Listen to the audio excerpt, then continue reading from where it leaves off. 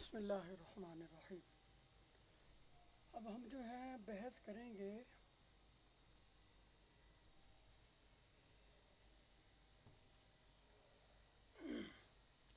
اس پر جو المفند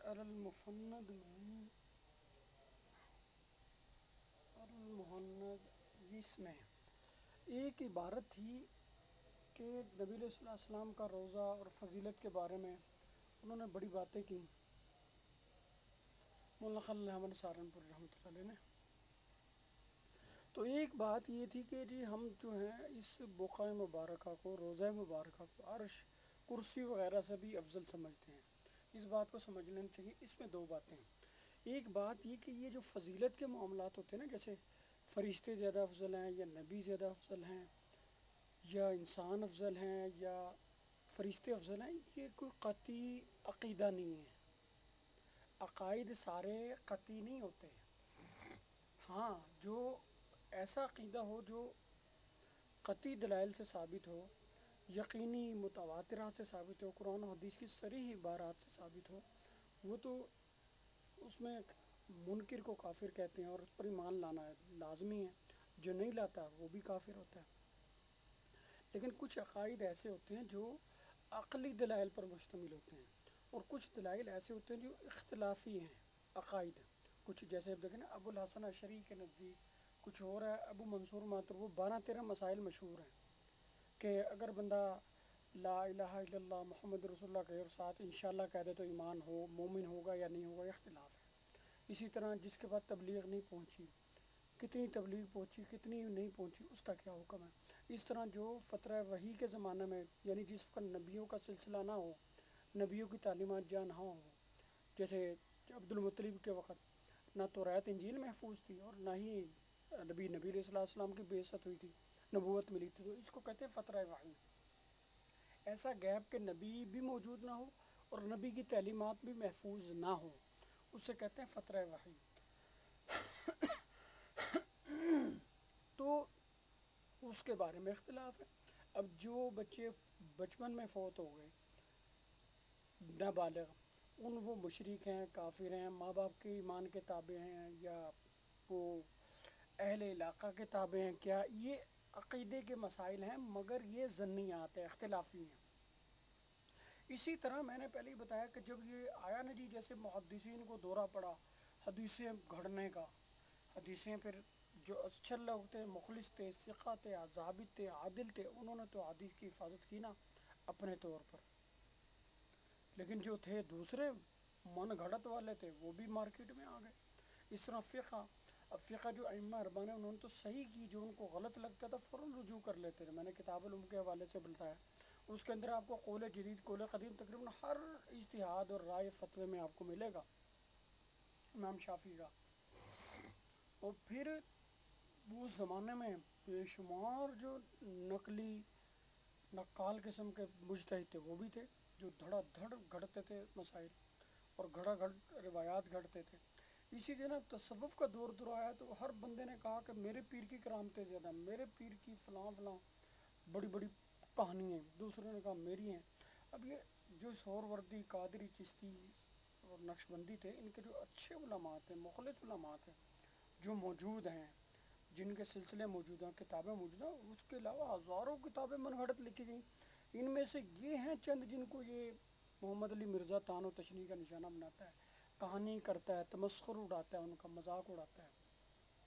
ان پہ لعن طعن کرتا ہے واسطہ بلا واسطہ۔ اصل وہ بزرگوں کو گالی نہیں دیتا تو پھر کہتا جی انہوں نے ایسی بات کی ہی نہیں ہوگی، یہ تو بعد والوں نے گھڑی ہے، تو بے ایمانی ہے، کفر ہے، فلان ہے، اس طرح کی باتیں وہ کر کے نا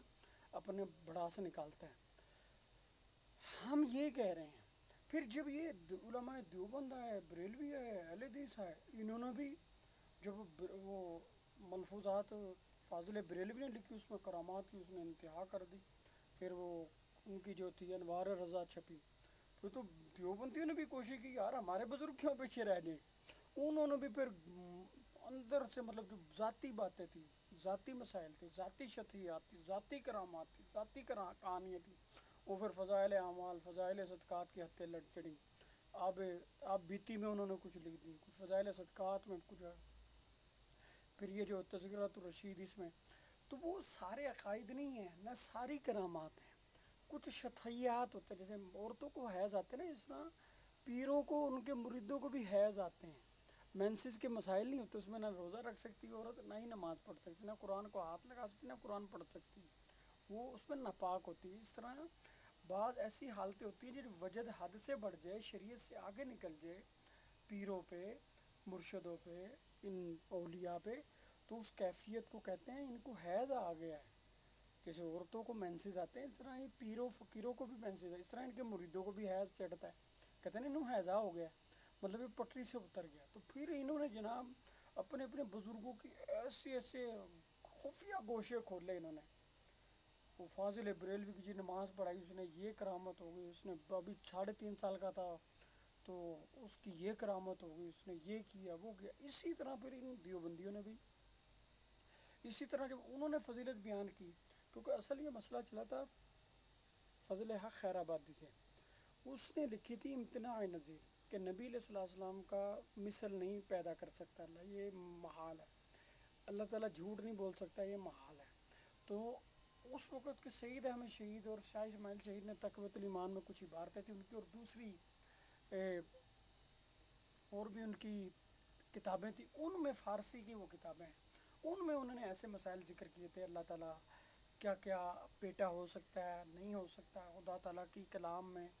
یا اللہ تعالیٰ جو ہے جھوٹ پر قادر ہے یا نہیں ہے، اس پر بحث تھی، اور وہ خالصتاً علمی بحث تھی، عقیدے کی ضرور بحث تھی لیکن وہ اختلافی تھی۔ قدامہ میں یعنی اشاعرہ ماتریدیہ میں اختلاف چلا آ رہا تھا کہ یہ محال میں آتا ہے یا محال ذاتی میں آتا ہے، محال غیر ذاتی میں آتا ہے۔ محال ذاتی اسے کہتے ہیں جو اللہ تعالیٰ کی قدرت کے تحت نہ آتا ہو، یعنی وہ اللہ تعالیٰ عاجز نہیں ہے، یعنی اللہ تعالیٰ اپنا مثل پیدا کر سکتا ہے، نہیں کر سکتا، کیوں؟ یہ محال ذاتی ہے۔ اب ہم یہ کہیں جی اللہ تعالیٰ نعوذ باللہ عاجز ہے، نہیں،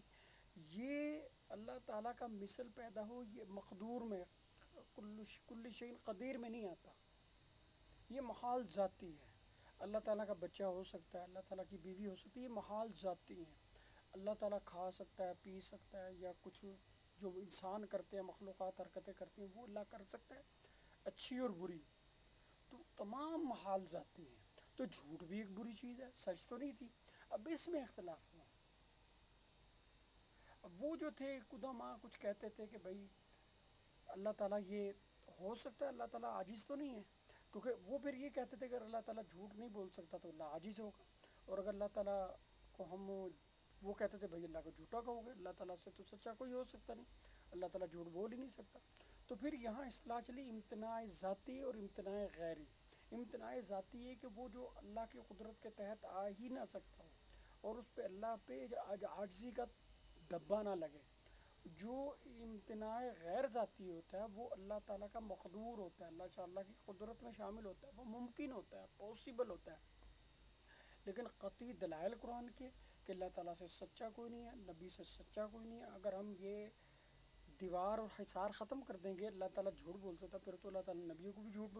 بھیجا ہو، اللہ تعالیٰ کا قرآن بھی غلط ہو، شریعتیں بھی سب کا غلط ہو،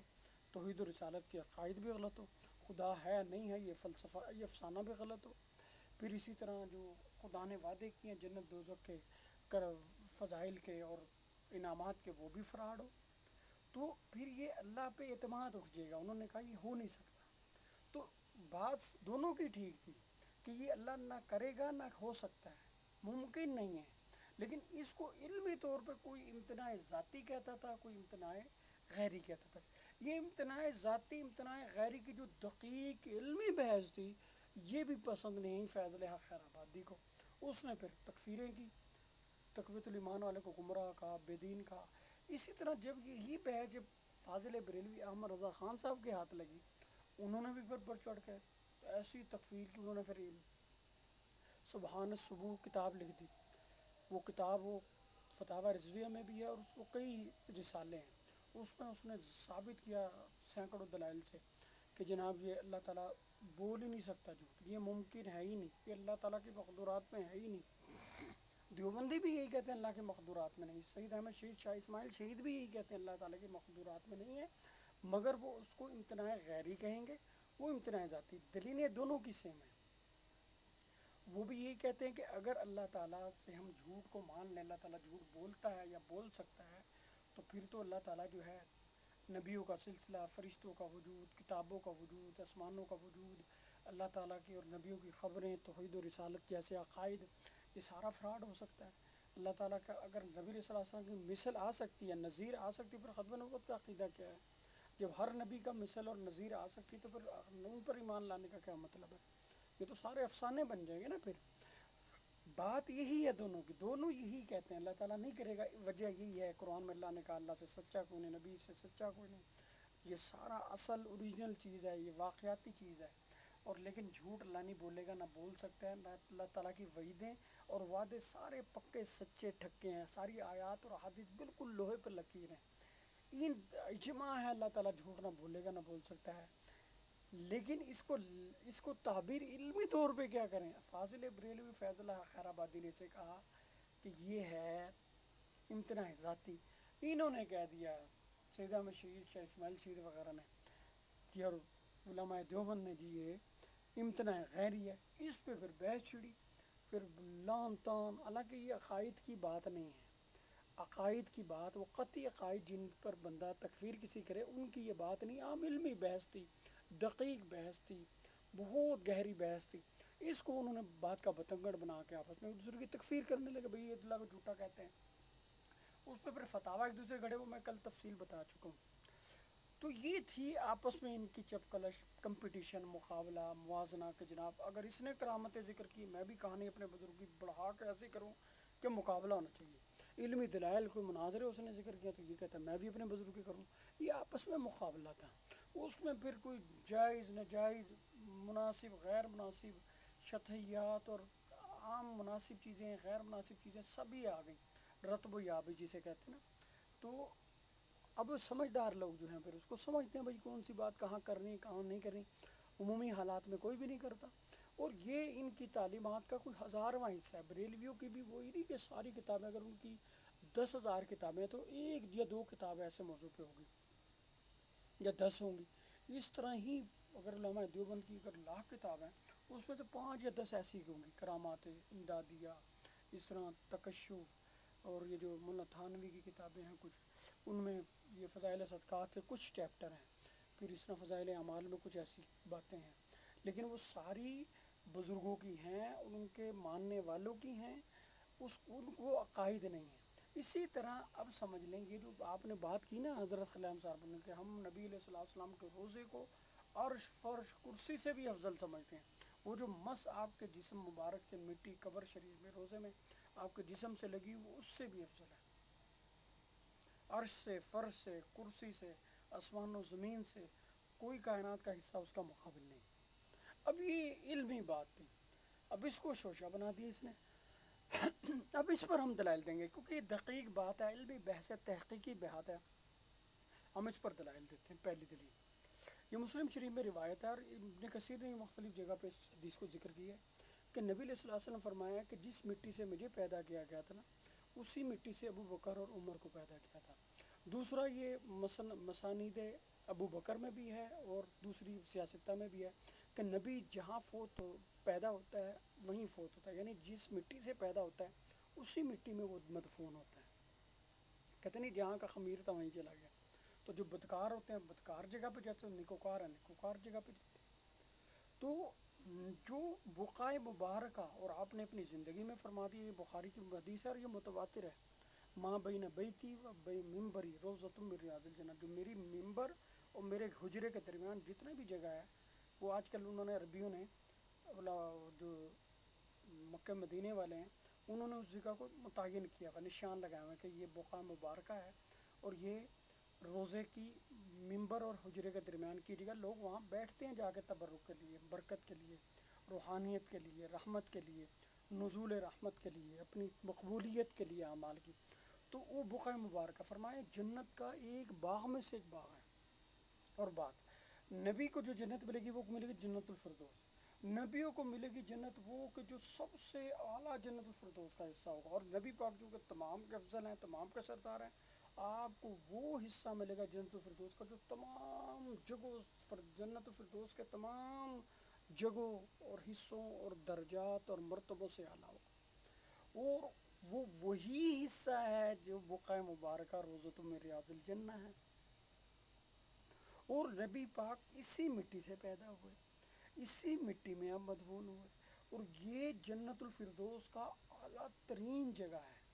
تو جنت الفردوس، اب اس میں فضیلت مٹی میں دیکھیں، یہ مٹی سے پیدا ہوئے نبی پاک، اور ایک حدیث ہے جو حسن درجے کی، لولاک لما خلقت الافلاق، لولاک لما خلقت الجنت والنار، لولاک لما خلقت آدم۔ اگر نبی آپ نہ ہوتے تو ہم دنیا نہ بناتے، زمین و آسمان نہ بناتے، ہم آدم کو پیدا نہ کرتے، ہم جنت دوزخ نہ بناتے۔ تو یہ حسن درجے کی ہے، اس سے فضیلت کسی کی ثابت، عقیدہ نہیں، فضیلت ثابت ہو سکتی ہے۔ ویسے اس کے علیحدہ علیحدہ طرق جو ہیں ضعیف ہیں، جب ان کو اکٹھا کریں تو ضعف ختم ہو جاتا ہے، اور مکمل ختم نہیں ہوتا کہ صحیح ہو جائے، بس یہ اتنا ایک ہو جاتا ہے کہ یہ حسن درجے کی، قبول درجے میں آ جائے، فضیلت اس سے ثابت ہو جائے۔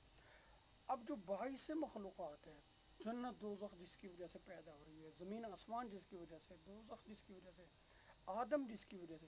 تو وہ نبی پاک جس مٹی سے پیدا ہوئے اسی مٹی میں وہ ہیں، وہی مٹی آپ کے جسم کی ہے۔ تو وہ بقعہ مبارکہ میں کتنی فضیلت ہے، اس بقعہ مبارکہ میں دیکھیں نبی ہے، نبی کے جسم میں سارے انبیاء کی تعلیمات، سارے انبیاء سے زیادہ علم، نبی پاک عرش فرش کرسی اور کیا کہتے ہیں لوح محفوظ سے بھی افضل ہیں، بس اللہ کی ذات و صفات سے کم ہے، باقی جو اللہ کی قرآن کی صفت ہے اس سے تو کم ہے، لیکن جو قرآن ہے اس سے بھی افضل ہے نبی پاک۔ جو الفاظ، حروف، قرآت ہم پڑھتے ہیں قرآن کی، جو مخلوق ہے، جو ختم ہو جائے گی، جو الفاظ مٹ جائیں گے قرآن کے، جو ہم جلد کراتے ہیں وہ ختم نہیں ہو جاتی، لیکن جو اللہ کی صفت کلام ہے اس سے اب افضل ہے۔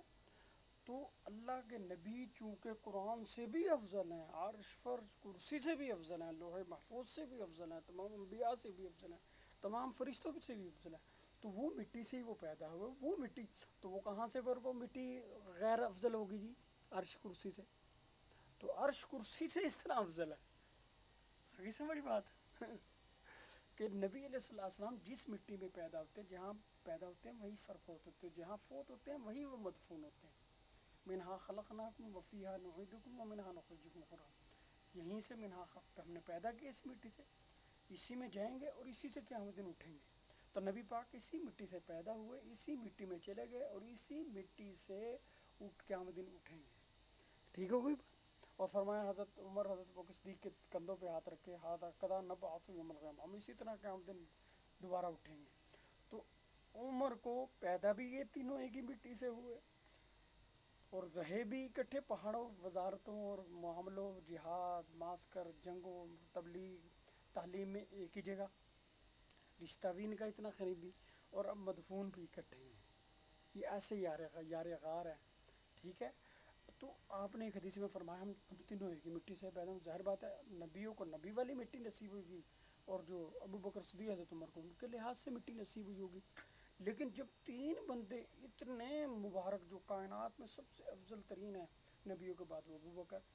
اور کائنات میں سب نبیوں سے ہر چیز سے افضل نبی پاک، اب وہ بھی اسی مٹی میں اور اسی مٹی سے پیدا ہوئے، تو وہ عرش فرش سے کیوں افضل نہیں ہوگی؟ وہ تو قرآن سے بھی افضل ہے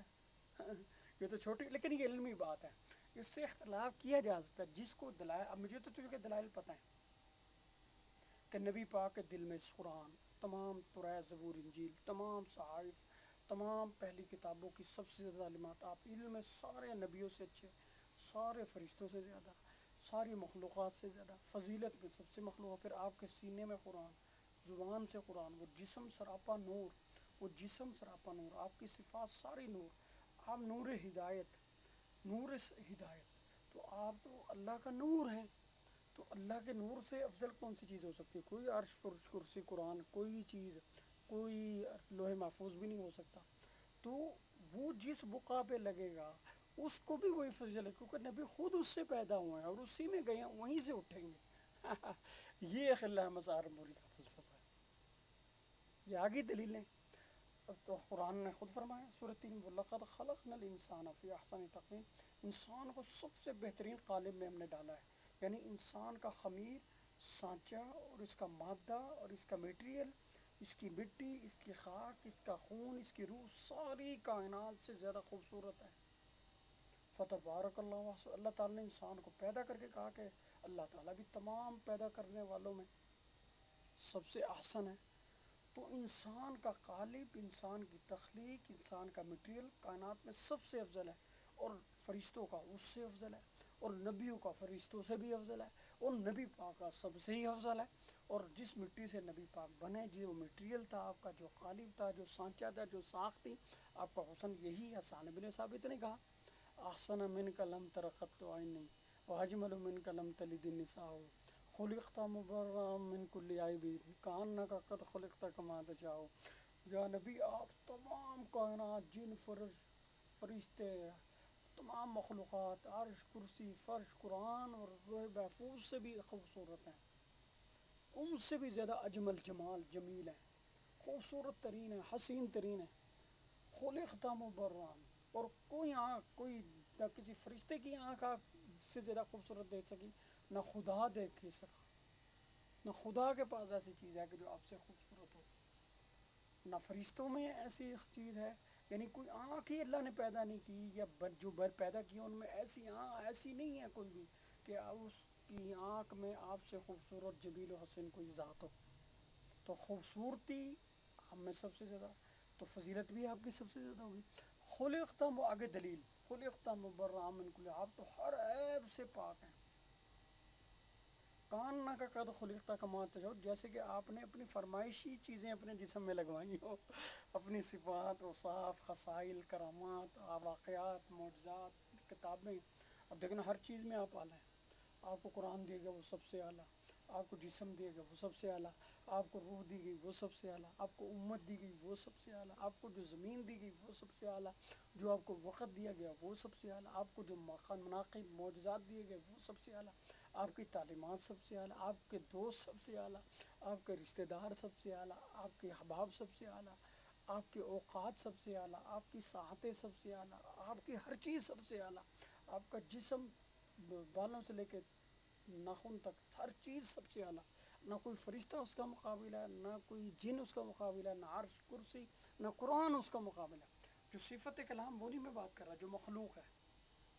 تو مخلوقات میں آپ اشرف المخلوقات ہیں، انسان، اور انبیاء سب سے اشرف ہیں، اور نبی تو تمام انبیاء سے بھی افضل ہے، تمام فرشتوں سے بھی افضل ہیں۔ تو اس لحاظ سے، اور اسی مٹی سے پیدا ہوئے ہیں جہاں وہ مدفون ہیں، تو وہ مٹی، وہ بقعہ، وہ حصہ جنت الفردوس کے اعلیٰ درجوں سے اعلیٰ ہے، اور نبی پاک اس سے پیدا ہوئے ہیں، اس میں ہی ہیں، اس سے ہی نکلیں گے، تو وہ کیسے نہیں افضل ہوگی؟ اب آگی دلیلیں تو علمی بحث تھی یہ، لیکن وہ چونکہ ایک بندے نے رنگ دینا ہوتا ہے، بھڑکانا ہوتا ہے، لوگوں کو تخریب کاری کرنی ہوتی ہے، شر پسندی کرنی ہوتی ہے، تفرقہ بازی پھیلانی ہوتی ہے، طعن و تشنیع کرنی ہوتی ہے، مسخرہ لگانا ہوتا ہے، تضحیک کرنی ہوتی ہے، ایک بندے کا مذاق اڑانا ہوتا ہے، ٹھٹا کرنا ہوتا ہے، وہ کر رہا ہے، جیل میں بیٹھ کے مزہ کرے، کوئی ٹینشن نہیں، ہمیں کوئی ٹینشن نہیں۔ لوگوں کے ہزاروں باتیں کرتے ہیں، یار وہ یہ کہہ رہا ہے، ہم کوئی ٹینشن نہیں لیتے، سچی بات ہے۔ ایک جاہل آدمی کرتا رہے، ہم کیا کہیں؟ نہ وہ کس سے پڑھا، نہ وہ پڑھنا چاہتا ہے، نہ سمجھنا چاہتا ہے، دنیا جہان کو جاہل سمجھتا ہے۔ اب دیکھیں نا، میں نے کتنی آرام سے دلیلیں دے دی، حالانکہ یہ بڑی دقیق بات تھی، اور قرآنی آیات سے، احادیث سے ثابت کی ہے کہ نبی پاک علیہ الصلوٰۃ والسلام کا روزہ عرش، فرش، کرسی، لوح محفوظ، قرآن سے بھی اعلیٰ ہے، افضل ہے۔ کیوں؟ نبی پاک کو ہر عیب سے پیدا کیا ہے، پاک پیدا کیا گیا ہے۔ تو ہر یہ بھی عیب ہوتا ہے مفضول ہونا، مخلوقات میں اگر نبی پاک کی وہ زمین جہاں آپ مدفون ہیں، اگر وہ ہم مان لیں عرش، فرش، کرسی سے کم ہے، تو یہ عیب ہے نا یہ عیب ہے، یہ لوح محفوظ سے کم ہے، یہ عیب ہے آپ کا، کیونکہ اب